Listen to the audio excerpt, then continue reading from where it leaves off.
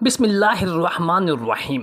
حضرت زبیر بن عوام جنہوں نے حضرت علی کی مخالفت کی اور ان کے خلاف جنگ لڑنے کے لیے میدان میں نکل آئے، صحابی رسول ہونے کے علاوہ ان کا نبی صلی اللہ علیہ وسلم کے ساتھ کیا رشتہ تھا اور حضرت علی کی مخالفت کس وجہ سے کر رہے تھے، اور کیا ان کو حضرت علی نے اپنی مخالفت کی وجہ سے قتل کروایا؟ نبی صلی اللہ علیہ وسلم کے بہادر صحابہ کرام میں شمار ہوتے تھے۔ بہادری کا عالم یہ تھا کہ غزوہ احد میں جب 700 صحابہ کرام میں سے صرف 12 صحابہ کرام نبی صلی اللہ علیہ وسلم کے پاس رہ گئے تو ان میں سے ایک حضرت زبیر بن عوام بھی تھے۔ حضرت علی رضی اللہ تعالیٰ عنہ کے پھپھی زاد تھے اور ان سے بہت عقیدت اور لگاؤ رکھتے تھے، لیکن پھر حضرت علی رضی اللہ تعالیٰ عنہ کے مخالفین میں کیسے شامل ہو گئے اور ان کے خلاف جنگ کرنے کے لیے میدان میں کیوں اترے؟ حقائق کیا تھے، آئیے جانتے ہیں۔ زبیر بن عوام کا شمار ان 10 صحابہ کرام میں ہوتا ہے جنہوں نے نبی صلی اللہ علیہ وسلم نے جن کا نام لے کر جنتی ہونے کی بشارت دی۔ زبیر بن عوام کا سلسلہ نسب قصہ بن کلاب پر نبی صلی اللہ علیہ وسلم سے مل جاتا ہے، اور چونکہ ان کی والدہ سیدہ صفیہ بنت عبد المطلب رضی اللہ تعالیٰ عنہ نبی صلی اللہ علیہ وسلم کی پھپھی تھیں، اس لیے یہ نبی صلی اللہ علیہ وآلہ وسلم کے پھپھی زاد بھائی بھی تھے۔ اس کے علاوہ نبی صلی اللہ علیہ وآلہ وسلم کی زوجہ محترمہ سیدہ ام المومنین حضرت خدیجہ کے بھی حقیقی بھتیجے تھے، اور سیدنا صدیق اکبر کے داماد ہونے کے سبب نبی صلی اللہ علیہ وآلہ وسلم کے ہم زلف بھی تھے، اور اس طرح نبی صلی اللہ علیہ وآلہ وسلم کے ساتھ ان کو متعدد نسبتیں حاصل تھیں۔ نبی صلی اللہ علیہ وسلم کی وفات کے بعد ان کی حضرت ابو بکر صدیق رضی اللہ تعالی عنہ کے علاوہ باقی دونوں خلفائے راشدین سے نہ بن سکی۔ حضرت ابو بکر صدیق رضی اللہ تعالی عنہ کے زمانہ خلافت میں اسلام کی ترویج اور تبلیغ میں پیش رہے۔ جب خلیفہ دوم حضرت عمر بن خطاب رضی اللہ تعالی عنہ نے ایک مجوسی کے ہاتھ ناگہانی طور پر زخمی ہو کر سفر آخرت کی تیاری کی تو عہد و خلافت کے لیے 6 آدمیوں کے نام پیش کیے اور فرمایا کہ نبی صلی اللہ علیہ وآلہ وسلم اپنے آخری وقت تک ان سے راضی رہے تھے۔ ان 6 بزرگوں میں ایک زبیر بن عوام رضی اللہ تعالیٰ عنہ بھی شامل تھے، لیکن 3 دن کی مسلسل گفت و شنید اور بحث و مباحثے کے بعد مجلس شورا نے عثمان غنی رضی اللہ تعالیٰ عنہ کو مسند خلافت پر بٹھا دیا۔ زبیر بن عوام نے بھی اس انتخاب کو تسلیم کر لیا اور بیعت کر لی۔ خلیفہ ثالث کے عہد میں زبیر بن عوام نے نہایت سکون اور خاموشی کی زندگی بسر کی اور کسی قسم کی ملکی اور غیر ملکی مہم میں شریک نہ ہوئے۔ در حقیقت عمر بھی اس حد سے متجاوز ہو چکی تھی، لیکن 35 ہجری میں مصری مفسدین نے بارگاہ خلافت کا محاصرہ کیا تو انہوں نے اپنے بڑے صاحبزادے عبداللہ بن زبیر کو امیر المومنین کی مساعدت و حفاظت پر مامور کر دیا۔ حضرت علی بن ابی طالب رضی اللہ تعالی عنہ کی مسند نشینی کے بعد بھی مدینہ میں امن و امان قائم نہ ہو سکا۔ صبائی فرقہ جو اس انقلاب کا بانی اور فتنہ فساد کے نئے کرشمے دکھاتا رہتا تھا، جاہل بدوی جو ہمیشہ ایسے لوٹ مار کے موقعوں پر شریک ہو جاتے، صبائیوں کے ساتھ ہو گئے۔ حضرت علی نے کوشش کی کہ یہ لوگ اپنے وطن کو واپس لوٹ جائیں اور بدویوں کو بھی شہر سے نکال دیا جائے، لیکن صبائیوں کی ضد اور انکار سے کامیابی نہ ہوئی۔ سیدنا زبیر بن عوام کب تک خاموشی کے ساتھ اس شورش و ہنگامہ آرائی کا تماشا دیکھتے؟ اصلاح حال اور رفع فساد کا انتظار کرتے کرتے 4 ماہ گزر گئے، لیکن امن و سکون کی کوئی صورت پیدا نہ ہوئی تو آخر کار تھک کر حضرت طلحہ کے ساتھ حضرت علی بن ابی طالب کے پاس آئے اور اصلاح و اقامت حدود کا مطالبہ کیا۔ انہوں نے جواب دیا کہ بھائی میں اس سے غافل نہیں، لیکن ایک ایسی قوم کے ساتھ کیا کر سکتا ہوں جس پر میرا کچھ اختیار نہیں، بلکہ وہ خود مجھ پر حکمران ہے۔ الغرض جب اس طرح سے بھی مایوسی ہوئی تو یہ دونوں خود عملاً اس شورش کو رفع کرنے کے لیے مکہ کی طرف روانہ ہو گئے۔ ام المومنین سیدہ عائشہ صدیقہ رضی اللہ تعالی عنہا حج کے خیال سے مکہ مکرمہ آئی تھیں اور اب تک مدینے کی شورشوں کا حال سن کر یہیں پر مقیم تھیں۔ سیدنا طلحہ اور زبیر سب سے پہلے ام المومنین حضرت عائشہ رضی اللہ تعالیٰ عنہ کی خدمت میں حاضر ہوئے اور ان لفظوں میں مدینہ کی بے امنی بیان کی کہ ہم اعراب کے شور و شر کے خوف سے مدینہ سے بھاگ آئے ہیں، اور ہم نے وہاں ایسی حیران کن قوم کو چھوڑا ہے جو نہ حق کو پہچانتی ہے اور نہ باطل سے احتراز کرتی ہے اور نہ اپنی جانوں کی حفاظت کرتی ہے۔ ام المومنین سیدہ عائشہ نے فرمایا تو پھر کوئی رائے قائم کر کے اس شورش کو فروغ کرنا چاہیے۔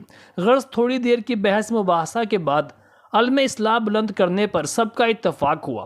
بنو امیہ بھی جو مدینہ سے بھاگ کر یہاں مجتمع ہو گئے تھے، جوش انتقام میں ساتھ ہو گئے، اور اس طرح داعیان اصلاح کی 1000 جماعت بصرہ کی طرف روانہ ہوئی تاکہ وہاں سے اپنی قوت مضبوط کر کے مدینہ کا رخ کریں۔ راہ میں امویوں نے خلافت و امامت کی بحث چھیڑ کر حضرت طلحہ اور زبیر کو لڑانا چاہا، لیکن ام المومنین کی مداخلت سے معاملہ رفع دفع ہو گیا۔ بصرہ کے قریب پہنچے تو عثمان بن حنیف والی بصرہ نے مزاحمت کی، لیکن وہاں داعیان اصلاح کے حامیوں کی ایک بڑی جماعت بھی موجود تھی۔ وہ خود عثمان کے ساتھیوں سے دست و گریبان ہو گئی، یہاں تک کہ کشت و خون کی نوبت پہنچ گئی۔ عثمان بن حنیف کا بیان تھا کہ جب طلحہ اور زبیر مولا علی رضی اللہ تعالیٰ عنہ سے بیعت کر چکے تھے تو پھر انہیں علم مخالفت بلند کرنے کا کیا استحقاق ہے؟ ان دونوں کا یہ جواب تھا کہ ہم قہرن اور جبرن شریک بیعت ہوئے، اور فرض کر لو یہ بیعت صحیح تھی تب بھی اس سے مطالبہ اصلاح کی نفی نہیں ہوتی۔ غرض معاملہ زیادہ طول کھینچا تو مصالحت کی یہ صورت قرار پائی کہ ایک شخص تحقیقات کے لیے مدینہ روانہ کیا جائے۔ اگر ثابت ہوا کہ طلحہ اور زبیر رضی اللہ تعالیٰ عنہ بیعت پر مجبور کیے گئے تھے تو عثمان بن حنیف مزاحمت سے باز آئیں گے، ورنہ ان دونوں کو اس جماعت سے کنارہ کش ہونا پڑے گا۔ چنانچہ کعب رضی اللہ تعالیٰ عنہ اس تحقیقات پر مامور ہوئے۔ انہوں نے جمعہ کے روز مسجد نبوی میں داخل ہو کر حاضرین سے ببانگ بلند سوال کیا، اے اہل مدینہ، میں اہل بصرہ کا قاصد بن کر آیا ہوں، کیا واقعی اس قوم نے ان دونوں کو علی رضی اللہ تعالیٰ عنہ کی بیعت پر مجبور کیا تھا یا وہ خوشی سے اس پر تیار ہوئے تھے؟ مجمع میں تھوڑی دیر تک سناٹا رہا، لیکن اسامہ بن زید رضی اللہ تعالیٰ عنہ سے رہا نہ گیا۔ بول اٹھے، خدا کی قسم ان دونوں نے سخت ناپسندیدگی کے ساتھ بیعت کی تھی۔ اس سے ایک ہلچل پڑ گئی تمام، اور سہل بن حنیف اسامہ رضی اللہ تعالیٰ عنہ سے الجھ پڑے۔ صہیب بن سنان، ابو ایوب اور عمر بن مسلمہ وغیرہ بھی صحابہ نے دیکھا کہ لوگ اسامہ رضی اللہ تعالیٰ عنہ کو مار ڈالیں گے تو سب نے یک زبان ہو کر کہا، ہاں خدا کی قسم اسامہ نے سچ کہا۔ غرض اسی طرح اسامہ رضی اللہ تعالیٰ عنہ کی جان بچ گئی اور کعب بصرہ واپس آئے، اور دوسری طرف حضرت علی کو ان واقعات کی اطلاع مل چکی تھی۔ انہوں نے عثمان بن حنیف کو لکھا کہ اولاً تو یہ صحیح نہیں کہ وہ مجبور کیے گئے، اور اگر مان بھی لو تو قوم و ملک کی بہتری کے لیے ایسا ہونا ضروری تھا، اور اگر وہ مجھے معزول کرنا چاہتے ہیں تو ان کے پاس کوئی معقول عذر نہیں، اور اگر کچھ اور مقصد ہے تو اس پر غور ہو سکتا ہے۔ اس خط کے بعد عثمان نے اپنی رائے بدل دی اور کعب کی تحقیقات کے باوجود آیان اصلاح کی مزاحمت پر اڑے رہے۔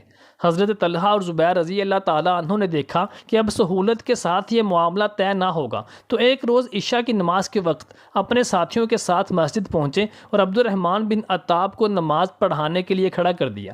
عثمان بن حنیف نے اس کو اپنے حق میں مداخلت تصور کرتے ہوئے ایرانی زت اور سبا بچا کو حملے کا حکم دے دیا، لیکن طلحہ اور زبیر رضی اللہ تعالیٰ عنہ نے پامردی کے ساتھ مقابلہ کر کے ان کو بھگا دیا۔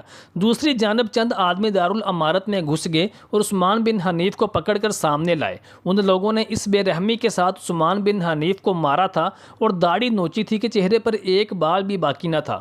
سیدنا طلحہ اور زبیر رضی اللہ تعالیٰ عنہ کو یہ سخت ناگوار گزرا اور سیدہ عائشہ سے اس کے متعلق دریافت کیا۔ انہوں نے حکم دیا کہ عثمان بن حنیف کو چھوڑ دو، جہاں جی چاہے جائے۔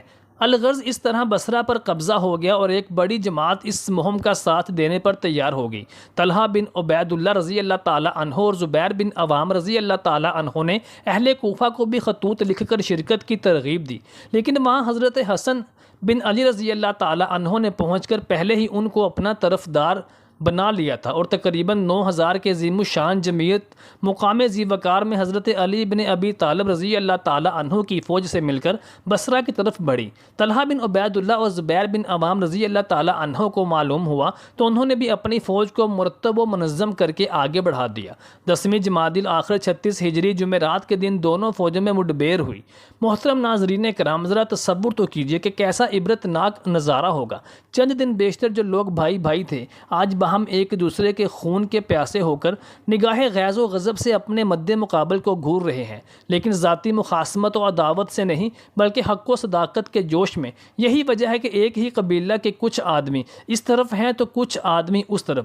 چونکہ دونوں جماعتوں کے سربراہ کاروں کو اصلاح مد نظر تھی، اس لیے پہلے مصالحت کی کاوشیں شروع ہوئیں۔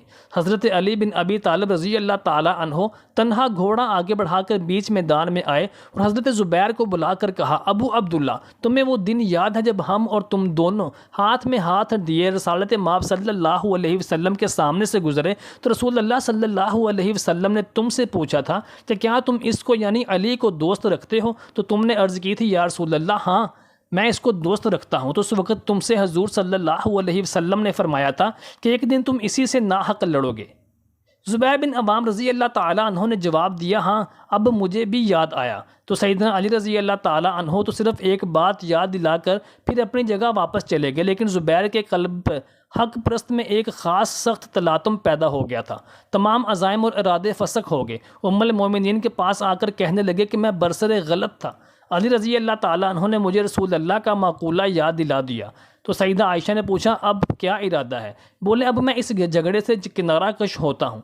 حضرت زبیر کے صاحبزادے عبداللہ بن زبیر نے کہا کہ آپ لوگوں کو دو گروہوں کے درمیان پھنسا کر خود علی بن ابی طالب کے خوف سے بھاگنا چاہتے ہیں۔ تو سیدنا زبیر بن عوام رضی اللہ تعالی عنہ نے کہا کہ میاں صاحبزادے میں قسم کھاتا ہوں کہ علی بن ابی طالب رضی اللہ تعالی عنہ سے نہیں لڑوں گا۔ عبداللہ بن زبیر نے کہا کہ قسم کا کفارہ ممکن ہے اور اپنے غلام مکحول کو بلا کر آزاد کر دیا، لیکن حواری رسول اللہ صلی اللہ علیہ وسلم کا دل اچاٹ ہو چکا تھا۔ کہنے لگے جانے پدر علی رضی اللہ تعالیٰ عنہ نے ایسی بات یاد دلائی کہ تمام جوش فرو ہو گیا، بے شک ہم حق پر نہیں ہیں، آؤ تم بھی میرا ساتھ دو۔ عبداللہ بن زبیر نے انکار کر دیا تو تنہا بصرہ کی طرف چل کھڑے ہوئے تاکہ وہاں سے اپنا اسباب و سامان لے کر حجاز کی طرف نکل جائیں۔ احنف بن قیس نے حضرت زبیر رضی اللہ تعالیٰ عنہ کو جاتے ہوئے دیکھا تو کہا دیکھو یہ کس وجہ سے واپس جا رہے ہیں، کوئی جا کر خبر لائے۔ عمر بن جرموز نے کہا کہ میں جاتا ہوں، اور ہتھیار سجا کر گھوڑا دوڑاتے ہوئے زبیر بن عوام رضی اللہ تعالیٰ عنہ کے پاس پہنچا۔ تو اس وقت اپنے غلاموں کو اسباب و سامان کے ساتھ روانگی کا حکم ارشاد فرما رہے تھے، بصرہ کی آبادی سے دور نکل آئے تھے۔ ابن جرموز نے قریب پہنچ کر پوچھا ابو عبداللہ آپ نے اپنی قوم کو کس حال میں چھوڑا ہے؟ حضرت زبیر رضی اللہ تعالیٰ عنہ بولے سب باہم ایک دوسرے کا گلا کاٹ رہے تھے۔ جرموز کہنے لگا آپ کہاں جا رہے ہیں؟ سیدنا زبیر نے جواب دیا میں اپنی غلطی پر نادم ہو گیا، اس لیے اس جھگڑے سے کنارہ کش ہو کر کسی طرف نکل جانے کا قصد ہے۔ ابن جرموز نے کہا چلیے مجھے بھی اسی طرف کچھ دور تک جانا ہے۔ الغرض دونوں ساتھ چلے۔ ظہر کی نماز کا وقت آن پہنچا تو زبیر رضی اللہ تعالیٰ عنہ نماز پڑھنے کے لیے ٹھہرے۔ ابن جرموز نے کہا میں بھی شریک ہوں گا۔ سیدنا زبیر رضی اللہ تعالیٰ عنہ نے کہا میں تمہیں امان دیتا ہوں، کیا تم بھی میرے ساتھ ایسا ہی سلوک روا رکھو گے؟ اس نے کہا ہاں۔ اس عہد و پیمان کے بعد دونوں اپنے اپنے گھوڑے سے نیچے اترے اور معبود حقیقی کے سامنے سر نیاز جھکانے کو کھڑے ہو گئے۔ سیدنا زبیر بن عوام جیسے ہی سجدہ میں گئے تو عمر بن جرموز نے غداری کر کے تلوار کا وار کیا اور حواری رسول صلی اللہ علیہ وسلم کا سر تن سے جدا ہو کر خاک و خون میں تڑپنے لگا۔ افسوس جس نے علانیت کلمت اللہ کی راہ میں اپنی جان کی پرواہ نہ کی اور جس نے رسول اللہ صلی اللہ علیہ وسلم کے سامنے بارہا مصائب و شدائد کے پہاڑ ہٹائے تھے، وہ خود ایک کلمہ خوان اور پیرو رسول صلی اللہ علیہ وسلم کی شقاوت و بے رحمی کا شکار ہو گیا۔ ابن جرموز حضرت زبیر بن عوام رضی اللہ تعالیٰ عنہ کی تلوار اور زرہ وغیرہ لے کر بارگاہ مرتضوی میں حاضر ہوا اور فخر کے ساتھ اپنا کارنامہ بیان کیا۔ جناب علی مرتضیٰ نے تلوار پر ایک حسرت کی نظر ڈال کر فرمایا اس نے بار بار رسول اللہ صلی اللہ علیہ وسلم کے سامنے سے مصائب کے بادل ہٹائے ہیں۔ اے ابن صفیہ کے قاتل تجھے بشارت ہو کہ جہنم تیری منتظر ہے۔ سیدنا زبیر بن عوام رضی اللہ تعالیٰ عنہ نے 64 برس کی عمر میں وفات پائی اور 36 ہجری میں شہید ہو کر وادی صبا میں سپرد خاک ہوئے۔ محترم ساتھیوں امید کرتے ہیں کہ آپ کو ہماری اس طرح کی تاریخی اور اسلامی واقعات کی ویڈیوز پسند آتی ہوں گی۔ برائے مہربانی لائک اور شیئر کیجیے۔